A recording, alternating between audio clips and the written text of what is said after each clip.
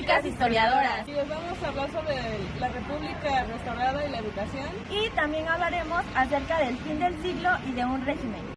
El fin del siglo y de un régimen. La República restaurada quiso avanzar por el camino de la modernidad, a la vez que conservar la Constitución de 1857. El primer paso era terminar con las gavilas de delincuentes que palulaban después de la partida de los franceses. El segundo era restablecer y crear organizaciones acordes a un Estado laico, representativo y republicano. Faltaba la base económica, que era la que permitía financiar las obras públicas, los edificios y todas las comunicaciones, y elevar las condiciones de vida de los pueblos enteros. La pobreza era el enemigo más difícil de vencer. La muerte de Maximiliano y el fin del primer periodo de Porfirio Díaz hizo que la introducción paulatina de cierta racionalidad y estabilidad en el gobierno. La promesa de orden y de progreso parecía realizable. Los años que van de 1880 a la Revolución delimitan uno de los periodos de mayor crecimiento económico y poblacional. México se autoproclamó país moderno, civilizado y progresista. Algunas escuelas primarias tenían enciclopedias y maestras egresadas de escuelas normales. En cuanto a los estudios secundarios y superiores, nada pedían a los extranjeros en cuestión de calidad. Un México moderno y una educación moderna. Esto es lo que creían tener entre manos los hombres casados con el racionalismo, es decir, los científicos y los positivistas. Su método educativo buscó darle al educando una visión exacta de su realidad basada en la experimentación y la observación, pero también en el enciclopedismo para ser culto y conocedor de muchas cosas. Entre 1880 y 1910, México produjo hombres de vastos conocimientos, políticos comprometidos, periodistas aguerridos, músicos inspirados y científicos esforzados. La modernización del país y de su sistema educativo no llegó hasta las fábricas, las colonias alejadas del centro de las ciudades, los pueblos y rancherías. En este capítulo no solo se trata acerca de los lugares en el que pudieron penetrarse las letras. Es una historia parcial que, sin embargo, dejará marcado el cambio para la construcción de un país más secular, más ligado al exterior, más participativo en la vida política, social y cultural. Se limitaba la enseñanza a las niñas y se excluía de la educación poquito el civismo. En la presidencia de Lerdo de Tejada se incorporaron las leyes de la reforma de la Constitución y se promulgó las adiciones y las reformas el 15 de septiembre del año de 1873, porque se suponía que a la existencia de la educación era de la religión. El 15 de julio se formó una comisión para discutir todas las condiciones de la ley, el cual estuvieron en estas conformados Francisco y José Díaz Córdoba Rubias, también Pedro Contreras, también Ignacio Alvarado y Eulalio María Ortega y Gavino también, y entre ellos resultó una ley orgánica de instrucción pública en el año de 1867. Y bueno, la instrucción pública decía que la escuela tenía que ser gratuita para las personas que eran pobres y también tenían que ser, pues, obviamente, obligadas. Y también se excluía la enseñanza de la religión, con excepción de la escuela que era sordomuda. En 1824 el doctor Mora dijo que mejoraría el pueblo para arrancar un nuevo monopolio, ya que el clero tiene una educación públicamente y también inculcaban los deberes sociales, pero no se hizo nada, por lo que ya nada de esto tenía remedio. También el clero se había debilitado económicamente por la pérdida de sus bienes, y los liberales también contaban con el apoyo de los beneficiados, al cual Justo Sierra los llamó la burguesía. Sobre la República restaurada y la educación.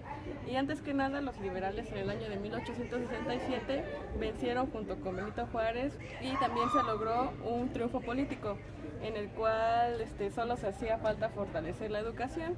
Y también Juárez promulgó en el año de 1861, el 15 de abril, promulgó una ley de la educación. También los liberales pues perdieron triunfo en su fe, por lo que después sufrieron una intervención, y ya también algunos de los liberales estaban convencidos de que tenían que evitar que el poder espiritual tuviera algo que ver con el clero, por lo que se convertiría en un nuevo armado.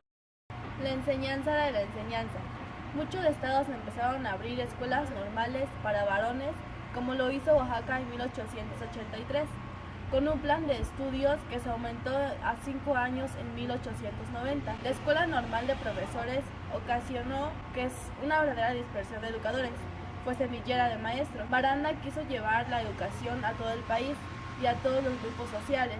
Impulsó la creación de la Normal de México.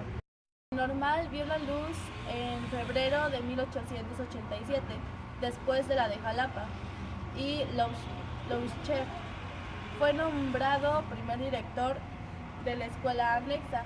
La Normal de México tuvo como antecedentes las clases de pedagogía introducidas por el doctor Luis Ruiz en la Escuela Nacional Preparatoria y en la secundaria para niñas. Dio también la Normal de México para varones hasta 1924. No existían muchas oportunidades educativas para las jóvenes. Las escuelas que eran secundarias terminaron siendo normales. La Normal para profesoras y para varones tenían los mismos maestros. Un ejemplo es Ezequiel Chávez. En menos de 30 años, la profesión de maestro gozaba de cierto privilegio. Su salario era igual a los de un jornalero. Debido a la falta de maestros, en varias entidades se daban diplomas de maestro a los egresados de la primaria superior. En busca de la unidad. En 1888 se promulgó la Ley de Instrucción Obligatoria, que comprendía la enseñanza elemental entre los 6 y los 12 años de edad, recibida en cualquier establecimiento oficial o particular. La ley estaba limitada al Distrito Federal y territorios, y la meta del ministro Baranda era llevar la educación a los niños de las grandes poblaciones y de los villorios y de las haciendas al campo, a las tribus indígenas rezagadas. El analfabetismo afectaba al 80% de la población y el índice de asistencia a las escuelas era de 41 en humillar. Por ello, y en ausencia de una educación oficial, Baranda promovió una reunión nacional en la cual estuvieron representados los gobiernos estatales. El ministro buscaba la federalización de la enseñanza, unir los esfuerzos de las diversas entidades y adoptar un programa general. El propósito era uniformar la enseñanza primaria. Los 2 años de primaria superior solo se obligaría a quienes quisieran seguir los estudios preparatorios. Si bien los programas de estudio serían los mismos para todos, los estados impartirían las materias según su convivencia y podrían aumentarlas si fuera necesario. La semana escolar sería de 5 días y el año de 10 meses. Sierra señalaba que la escuela pública no puede ser entre nosotros laica. Para el educador la palabra laica era como una confirmación de la absoluta neutralidad de las escuelas. El Estado no podía proporcionar en ningún caso otra instrucción, pero tampoco excluir la enseñanza religiosa en la escuela privada. El término de educación popular fue sustituido a la educación elemental porque el anterior se refería a la ilustración indispensable para que el pueblo participara en la vida política. El método educativo e instructivo recomendado significaba, por una parte, el orden que debería presentar los conocimientos de lo fácil a lo más difícil, de lo conocido a lo desconocido, de lo certero a lo abstracto, de lo lógico a lo racional, y por otra parte la forma de exponer, que debido a la interrogativa y a la expositiva. Justino Fernández, sucesor de Baranda, dividió la Secretaría de Justicia e Instrucción Pública en 2 subsecretarías, para que una se hiciera cargo exclusivamente de la instrucción pública. Al frente de ella, Justo Sierra reiteró una y otra vez que la escuela debería ser educativa y la instrucción solo uno de varios elementos. El Congreso Nacional de Educación Primaria, inaugurado el 13 de septiembre de 1910, facilitó el intercambio de experiencias entre los maestros, el conocimiento del estado de la educación primaria en el país y planes para el futuro. Ahora les voy a hablar sobre saber más que leer y escribir. El hincapié en la educación primaria se justificaba en un país con altos índices de analfabetismo y de población indígena monolingüe, pero el gobierno nacional, mediante el presupuesto, daba prioridad a la educación superior. La sociedad también se interesaba más por el prestigio que daba tener un título de bachiller o de licenciado que la fastidiosa tarea de enseñar las primeras letras. Los abogados, orgullosos de saber que supuestamente organizaría racionalmente tradicionalmente la sociedad disfrutaban del aprecio general. Los médicos lograron un prestigio del que carecían en siglos anteriores, cuando ni siquiera podían ocupar el puesto de rector en la universidad. La educación secundaria y la superior se hicieron imprescindibles para entrar a los individuos que participaban en los altos niveles de la sociedad moderna, aportando el conocimiento académico a los políticos cuyas habilidades no se habían formado en el salón de clase.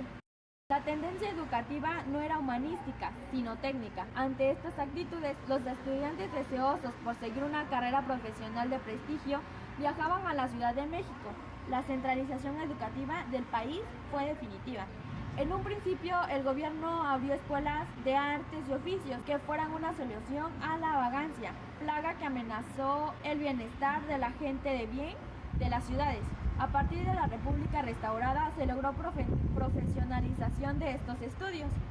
La industrialización exigía profesionistas con conocimientos técnicos y para 1890 llegó a un alto grado de especialización. Ese año se creó la Escuela de Maquinistas Prácticos, pues se estaba poniendo de moda la enseñanza industrial. La participación de las escuelas técnicas mexicanas en la Exposición Universal de París de 1889 da cuenta de este nuevo orgullo por las habilidades técnicas e incluso manuales tan despreciadas en nuestro país, además de una escuela para artesanos promovida en nuestro hermoso estado de Oaxaca en 1886.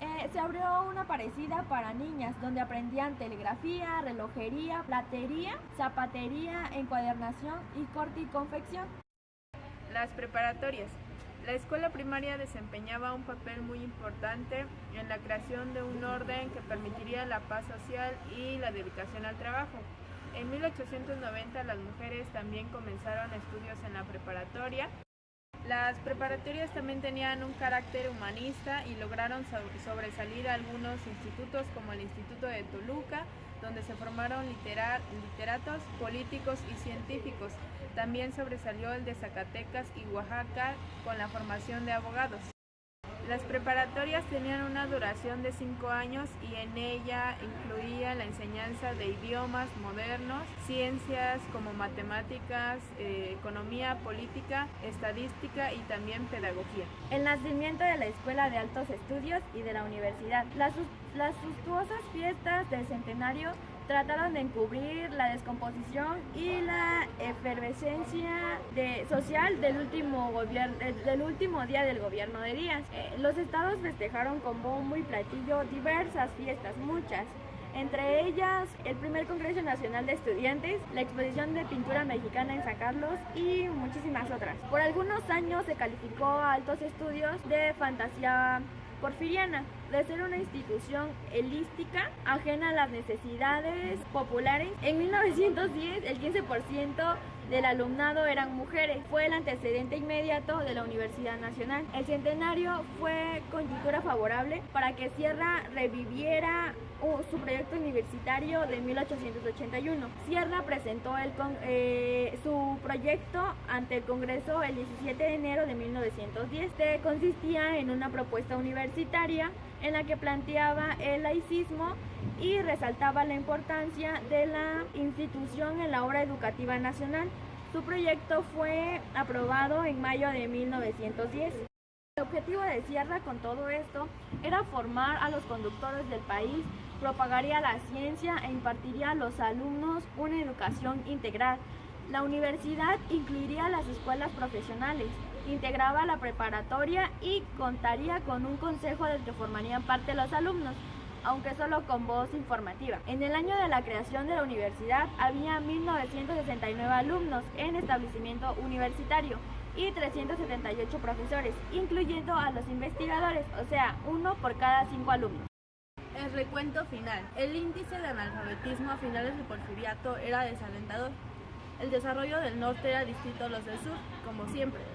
Los porcentajes de analfabetismo en 1877 comprueban que hubo logros para 1910, ya que la dictadura de Díaz, tanto la federalización como los gobiernos estatales ganaron terreno en el campo educativo. El Porfiriato dejó legados de métodos liberadores, de una educación laica gratuita gratuita y obligatoria. Después de los años de lucha armada en la revolución, se sentaron bases que hicieron posibles la construcción de un sistema nacional educativo.